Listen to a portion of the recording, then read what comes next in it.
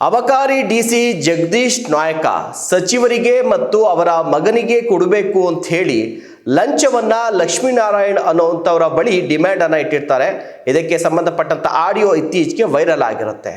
ಇದೇ ವಿಚಾರವನ್ನ ಇಟ್ಕೊಂಡು ಬಿಜೆಪಿ, ಅದರಲ್ಲೂ ಕೂಡ ಪ್ರತಿಪಕ್ಷ ನಾಯಕ ಆರ್ ಅಶೋಕ್ ಅವರು ಅಬಕಾರಿ ಸಚಿವರಾದಂಥ ತಿಮ್ಮಾಪುರ್ ಅವರ ರಾಜೀನಾಮೆಯನ್ನ ಕೇಳ್ತಾ ಇದ್ದಾರೆ. ಸದನದಲ್ಲಿ ದೊಡ್ಡ ಸದ್ದನ್ನ ಮಾಡ್ತಿದ್ದಾರೆ.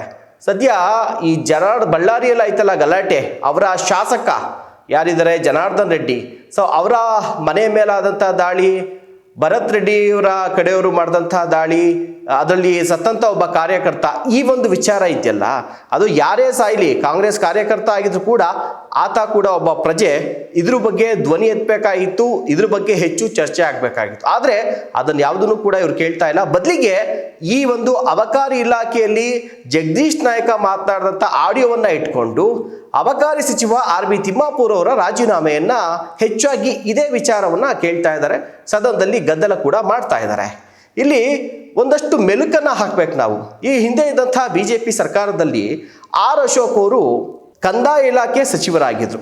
ಆ ಸಂದರ್ಭದಲ್ಲಿ ಅವರ PA ಆದಂಥ ಗಂಗಾಧರ್ ಶೃಂಗೇರಿಯ ಸಬ್ ರಿಜಿಸ್ಟ್ರಾರ್ ಚೆಲುವರಾಜ್ಗೆ ಲಂಚಕ್ಕೆ ಡಿಮ್ಯಾಂಡನ್ನು ನೇರವಾಗಿ ಅವರೇ ಕರೆ ಮಾಡಿ ಲಂಚಕ್ಕೆ ಡಿಮ್ಯಾಂಡನ್ನು ಇಟ್ಟಿರ್ತಾರೆ. ಆ ಆಡಿಯೋ ಕೂಡ ಸಾಕಷ್ಟು ವೈರಲ್ ಆಗುತ್ತೆ.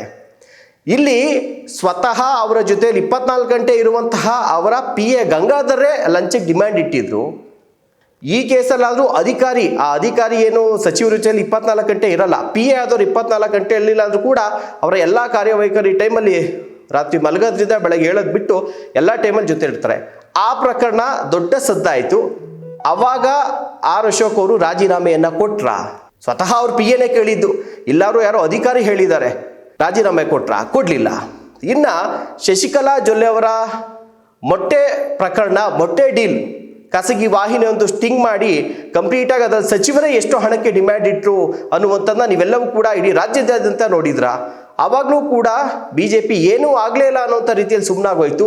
ಆವಾಗ ಶಶಿಕಲಾ ಜೊಲ್ಲೆ ಅವರು ರಾಜೀನಾಮೆಯನ್ನು ಕೊಟ್ರ. ಇನ್ನು ಅಬಕಾರಿ ಇಲಾಖೆಯ ವಿಚಾರಕ್ಕೆ ಬಂದರೆ ಗೋಪಾಲಯ್ಯ ಅವರು ಅಬಕಾರಿ ಸಚಿವರಾಗಿದ್ದರು. ಆಗ ಸುಮಾರು 2 ಲಕ್ಷ ಮೆಟ್ರಿಕ್ ಟನ್ ಅಷ್ಟು ಕಾಕಂಬಿ ಹಗರಣ ಏನಿದೆ, ಇದಕ್ಕೆ ಸಂಬಂಧಪಟ್ಟಂತೆ ಲೋಕಾಯುಕ್ತವರು ಆ ರಿಪೋರ್ಟನ್ನು ಕ್ಲೋಸ್ ಮಾಡಿದ್ರು. ಆಗ ವಿಶೇಷ ಜನಪ್ರತಿನಿಧಿಗಳ ನ್ಯಾಯಾಲಯ ಚೀಮಾರಿಯನ್ನು ಹಾಕಿ ಮತ್ತೆ ತನಿಖೆಯನ್ನು ಮಾಡಿ ಅಂತ ಹೇಳಿದ್ರಲ್ಲ, ಆವಾಗ ಗೋಪಾಲಯ್ಯ ಅವರು ರಾಜೀನಾಮೆಯನ್ನು ಕೊಟ್ರ. ಹೀಗೆ ನೋಡಕ್ ಹೋದ್ರೆ ಸಾಲು ಪ್ರಕರಣಗಳಿದೆ ಬಿಜೆಪಿ ಅವಧಿಯಲ್ಲಿ.